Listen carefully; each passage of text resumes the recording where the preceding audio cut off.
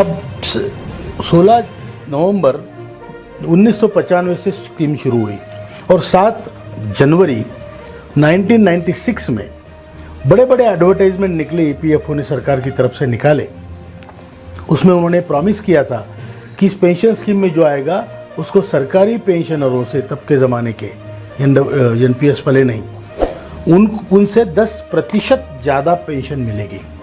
इनको प्रॉमिस किया गया था कि 23,000 से 27,000 पेंशन मिलेगी, मरने के बाद बीवी को भी इतनी मिलेगी, क्योंकि बेसिकली इट इज़ जो कैपिटल वो भर रहे हैं, उसका जो अंशदान भर रहे हैं, उसके इन्वेस्टमेंट पे आने वाले इंटरेस्ट पे उनको पेंशन देनी थी।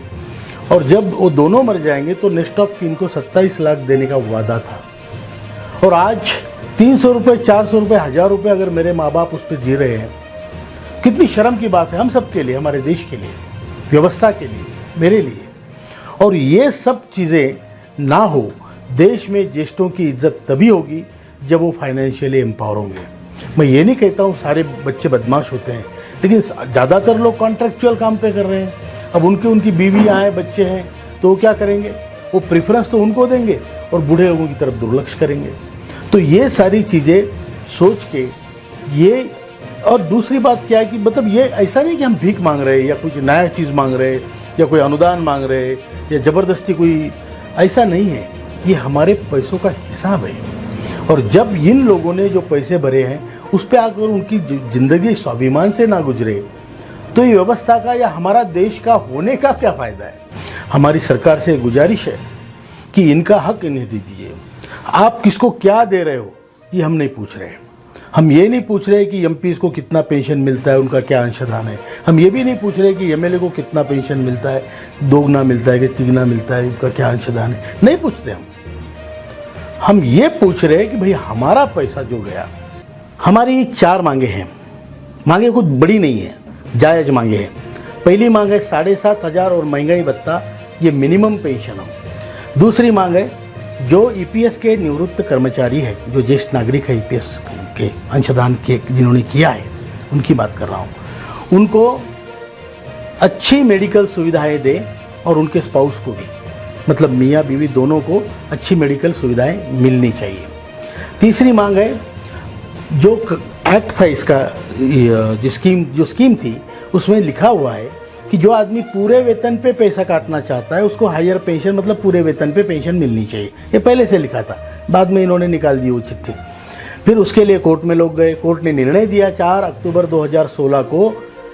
पेंशनरों के पक्ष में कोर्ट ने निर्णय दिया है, सुप्रीम कोर्ट ने, कि इनको ये हायर पेंशन, क्योंकि वो ज़्यादा पैसे भर रहे हैं तो ज़्यादा पेंशन मिलना वाजिब है। ये तो 10 रुपये दो तो 12 रुपये मिलेंगे, 20 रुपये दो तो 24 मिलेंगे, इतना सादा हिसाब है। उसको भी इन्होंने उसमें टांगे अड़ाई है ईपीएफओ ने। तो कोर्ट ने निर्णय दिया। हमारा कहना है जो ईपीएफओ ने इंटरिम एडवाइजरी करके या कुछ उसमें ब्यूरोक्रेटिक हर्डल जो डाली है उसको निकाला जाए और सुप्रीम कोर्ट का निर्णय हायर पेंशन के मामले में लागू किया जाए। चौथी हमारी मांग है कि ये स्कीम, देखिए पूरे इंडस्ट्रियल वर्कर्स के लिए स्कीम है, 19.33 करोड़ इतने लोगों के लिए स्कीम है। उसमें से 6 करोड़ मेंबर बने हैं। बाकी लोग इसके मेंबर इसलिए नहीं बने क्योंकि मालिकों के हक में ये जाता है कि इनको मेंबर ना बनाए। ईपीएफओ भी उधर कुछ पाकेट वाकेट लेके उधर देखते नहीं है। ये सच बात है, मैं कह रहा हूँ आपको। कई लोग करप्शन में पकड़े गए इस मामले में। तो इन लोगों की सोशल सिक्योरिटी नहीं है क्योंकि इनको मेंबर नहीं बनाया गया, उनकी वजह से नहीं, व्यवस्था की वजह से है। तो इसलिए उनको या तो एक्स पोस्ट फैक्टो मेंबर बना के उनको जो सहूलियतें बाकी लोगों को है उनको दिया जाए, या फिर उन्हें प्लेन 5,000 रुपये महीना एक दिया जाए, क्योंकि कई राज्यों में तो वृद्धापकाल की पेंशन 2,500 से ऊपर है। और फिर उन्होंने कुछ नहीं किया, इन्होंने अंशदान किया है भाई। तो जिसने कुछ नहीं किया उसको 2,500, पुलिस के कुत्तों को 3,000 पेंशन है। मतलब ये आयरनी है, विडंबना है ये हमारी व्यवस्था की। इसको करेक्ट करना चाहिए। हमारा सरकार पे विश्वास है कि ये हमारी मांगे वो पूरी करेंगी। मैं इतना ही कहना चाहता हूँ और आप सबका सहयोग इसमें चाहता हूँ, जो भारत की पूरी जनता का सहयोग चाहता हूँ। धन्यवाद।